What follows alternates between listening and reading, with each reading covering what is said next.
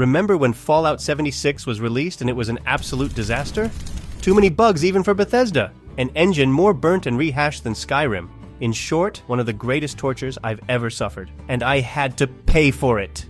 Then why are you making a full dedicated YouTube video about this game? Is there anything that can be rescued from Todd Howard's frozen and dead hands? And the answer is yes. Not everything in Fallout 76 is as soporific as its main quest. Oh, another Overseer's holotape. But I'm sure there's a character to talk with at the next location, right? 2 hours later. Well, I finally arrived. Let's see. The tower! Yes, I know they've tried to patch it up now by shoving in bland NPCs as DLC, but the launch trauma is still here with me.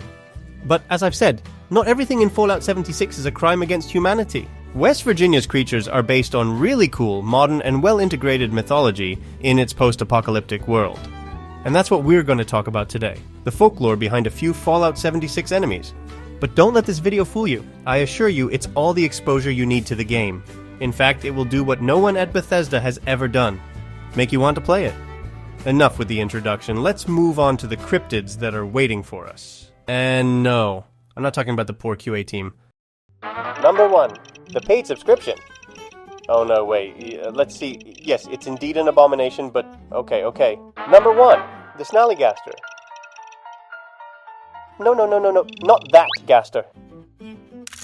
In Fallout 76, the Snallygaster is this kind of 6-legged, eye-covered slimy critter that was probably the result of some experiment, but the monster from which it gets its name is very different.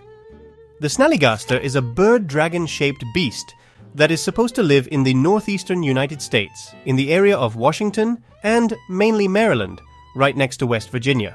The origin of this monster probably comes from the Native Americans and one of their beasts, rumored to be the thunderbird, the Mikipeshu, an aquatic panther, or the piasa, which also seem to be described as some kind of dragon bird. But the origin of the term Snallygaster comes from much later, specifically from the 18th century, when German immigrants lived in fear of a being they called Swift Spirit, or in German, Schnellergeist? Schnelliergeist? Schnelliergeist? Schnellergeist. Well, as you can see, like me, Americans didn't pronounce German too well. The Snallygaster was described as a half-bird, half-reptile with hook-like claws and a metallic beak with blade-like teeth inside, and sometimes even octopus-like tentacles were also mentioned. It was said to fly silently through the sky until it pounced with a thunderous and freezing metallic screech on its victims to suck their blood. Sadly, over the years, people moved on from our dragon bird, and it didn't seem to recover until the 19th century, where it was used as a horror story for freed slaves. But we come to the 20th century, and this is where the Snallygaster really reaches its peak of fame. And on February 12th, 1909, a few weeks after some sightings of the Jersey Demon, another winged, hoofed, ram-headed cryptid with a very interesting story involving the birth of a cursed 13th child, a newspaper in Frederick County, Maryland began to publish in its pages various sightings of the supposed Snallygaster that even explained the death of one person. And from there, the beast was also sighted in New Jersey, Ohio, and of course West Virginia. Such was the commotion caused by these stories that the Smithsonian Institute offered $100,000 to whoever was able to bring the skin of the Snallygaster, and even made President Roosevelt postpone a safari in Africa to try to hunt the monster. It was eventually admitted that it was all a marketing plot to sell more newspapers, but that didn't stop further sightings of the Snallygaster up to 40 years after those events. Nowadays, we only have a Washington beer fair named after it. Number 2, the Mothman. The Mothman, despite the ridiculousness of his name, is a pretty imposing enemy in Fallout 76, especially if you suddenly come across his glowing eyes at night. It was so important that it even had a cult, and in the game we can find a museum dedicated to this cryptid. But did you know that this Mothman museum also exists in the real-world West Virginia? Let's delve a little deeper into its origin. The Mothman, also known as the Owlman, is usually described as a 6-foot humanoid, with large wings and all covered in dark grey or black hair, making only 2 large glowing red eyes distinguishable from its head, which used to be attributed with hypnotic abilities. It's very curious that although usually those who report seeing it say they are persecuted by it, its appearance is usually taken as a premonition of imminent misfortunes, as if it was foreseeing them. It would be like the Absol of the cryptids. The first sighting of the Mothman dates back to November 12, 1966, in a graveyard at, of course, West Virginia. There, while 5 people were digging a grave, a humanoid figure flew by their heads. Shortly after, on the 15th of the same month at Point Pleasant, also West Virginia, 2 married couples went to the police to tell them they were driving along peacefully when a huge gray creature with large wings and glowing red eyes began to chase them flying. Over the next few days, several more people reported similar sightings, and even some firemen reported seeing a large red-eyed bird emitting buzzing sounds. So after an extensive search for the creature, the official explanation given was that it was likely to have been some abnormally large foreign crane. Curiously, just a year later, on November 15, 1967, the so-called Silver Bridge connecting Point Pleasant with Ohio collapsed, killing 46 people. And of course, many people interpreted the sightings of the Mothman from the previous year as a premonition of the catastrophe. During the following years up to the present day, there have been many more sightings of the Mothman, and all of them were linked to some paranormal event of misfortune. Between 1976 and 1978, 6 witnesses claimed to have seen some kind of huge red-eyed owlman in Cornwall, England, while there was an increase in UFO activity in the area. On September 10, 1978, at Freiburg, Germany, as a group of miners were about to return to work, they encountered what looked like a headless creature with red eyes on its chest, blocking the entrance to the mine.